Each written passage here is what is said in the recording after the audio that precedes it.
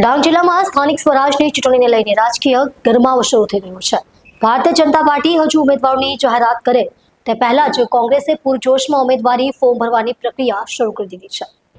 વઘઈ તાલુકા પંચાયત માટે કોંગ્રેસના ઉમેદવારો ઢોલ નગારા અને ઉત્સાહભેર ફોર્મ ભરવા પહોંચ્યા હતા। જોવાલાયક દ્રશ્યોએ સમગ્ર વિસ્તારમાં રાજકીય ચાહના જગાવી છે। કાર્યકરોના જથ્થા સાથે ઉમેદવારોએ જાણે જંગી જન સમર્થન સાથે ચૂંટણી મેદાનમાં ડંકો વગાડી દીધો છે। જિલ્લા પંચાયતની સાકરપાતળ બેઠક માટે પૂર્વ ધારાસભ્ય મંગળ ગાવિતે પોતાનું ઉમેદવારી ફોર્મ ભર્યું છે।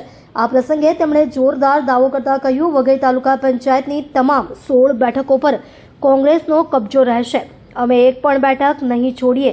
કોંગ્રેસે જ્યાં પોતાના ઘોડા દોડાવવાનું શરૂ કરી દીધું છે ત્યાં બીજેપી હજુ સંપૂર્ણ કરી રહી છે।